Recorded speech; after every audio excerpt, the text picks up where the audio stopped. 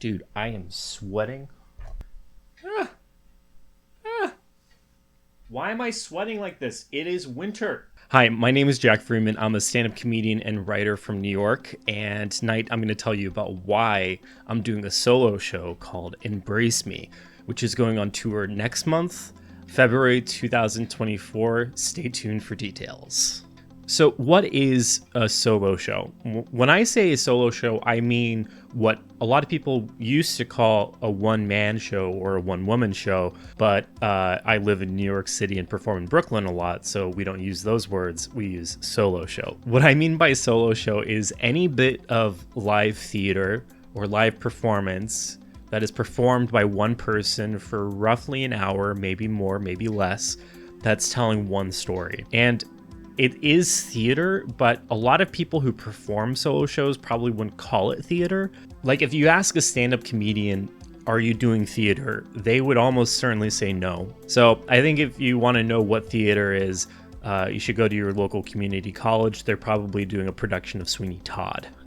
And that gets at an important distinction in the United States about the difference between stand-up comedy and theater, because most comedians wouldn't consider themselves as part of theater. Also, most people would not consider stand-up comedy theater, but it kind of is theater performance. I mean, it's often performed in theaters, and even comedy clubs are basically small theaters. They're just theaters where it's acceptable to drink until you can't feel your feet, and where often people will stand up and yell at the performer because they don't like how they talked about Wisconsin. But when I think about solo shows, I often think about stand-up comedy principles applied to theater and theater principles applied to stand-up comedy. Like it's a show that combines both of these cool things. It's like a theater performance that has the attention to detail and the joke heaviness of stand-up comedy, and it's stand-up comedy where the purpose of the show is not just to tell funny jokes about our dicks and our pusses. If you want some examples of some accessible solo shows, I would highly recommend the work of Mike Birbiglia, whose name will appear in the description. Mike Birbiglia is considered the standard for American comedy solo shows. Like his stuff is super accessible, really funny, tons of jokes, lots of heart, great stuff.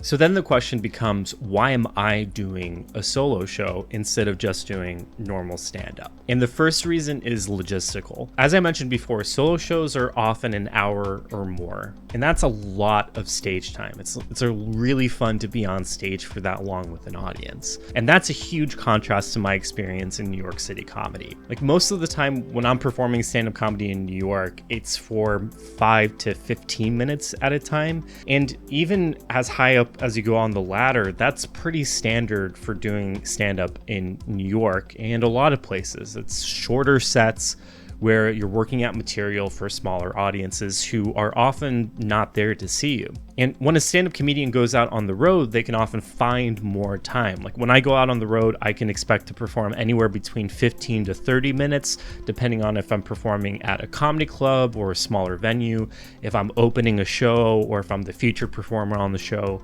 It varies widely, but that time is still pretty limited. The thing about stage time that you should know is that for stand-up comedians, stage time is everything. Like the time that we get on stage is the most important thing for us to get better as stand-up comedians, and it's also kind of why we do anything. Like I spend all day, every day, just thinking about my 5 to 15 minute set at night that I'm gonna perform. And if I can find more opportunities to perform longer sets, I'm gonna take them.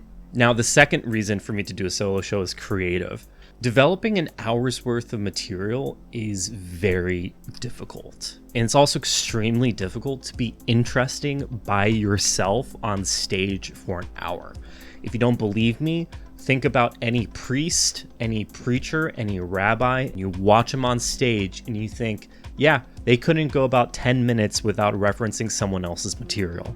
It's one of the hardest challenges in all of performing arts to do an hour's worth of material. And stand-up comedy by itself is very difficult, but imagine having stand-up comedy elements, but then also trying to figure out how to put that into a story. It's that type of creative challenge that really gets me going. The challenge of a solo show is, as a writer, I have to consider how to structure my material in a way that is coherent, that tells a story, that uses callbacks and characters in a way that actually makes sense and keeps people interested. But not only as a writer, but as a performer, I have to access something new. Because with solo shows, it's not just that you're performing stand-up comedy, you're also an actor.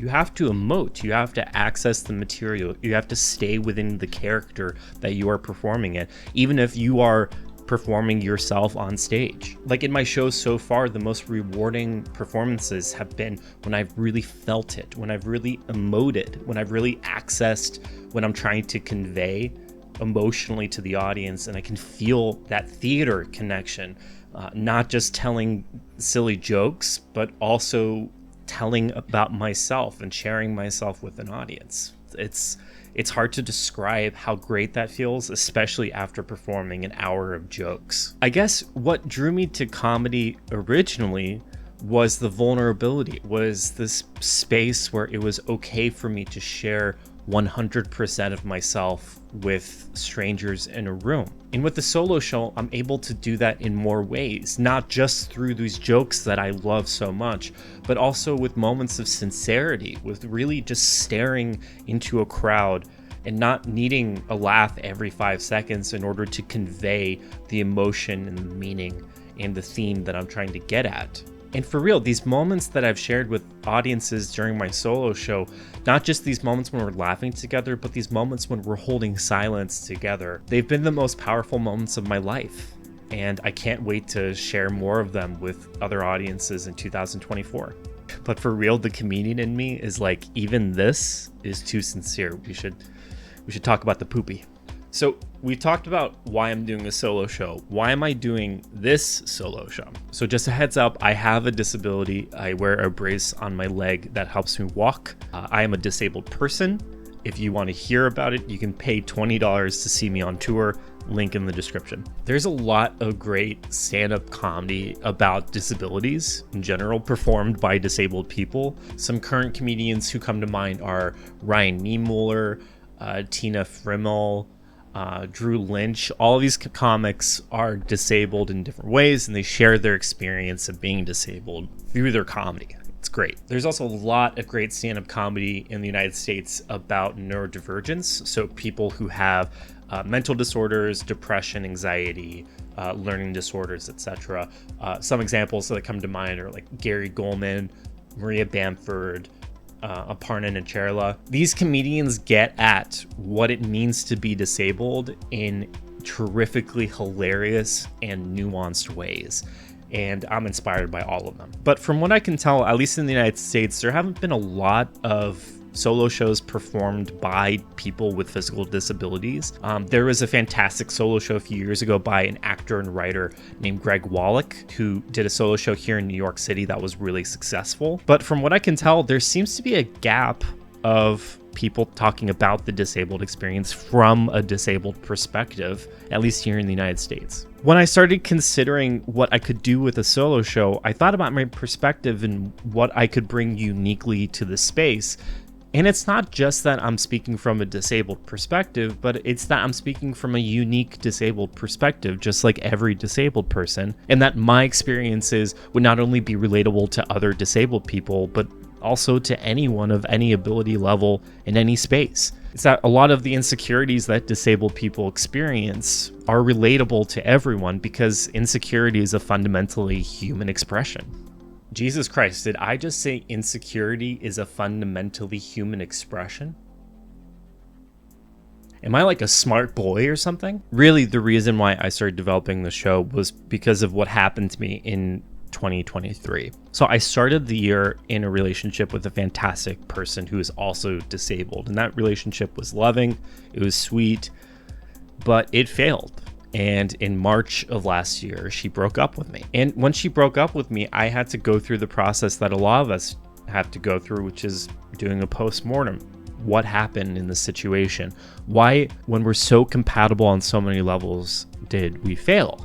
And through that exploration, through therapy, and through all that self-work, I realized that it came down to my relationship with myself as a disabled person, as a man, as a romantic partner, as a friend, that I had a fundamentally broken relationship with myself. And when we broke up, I had to confront those issues directly because I no longer had another person to lean on for my own self-worth.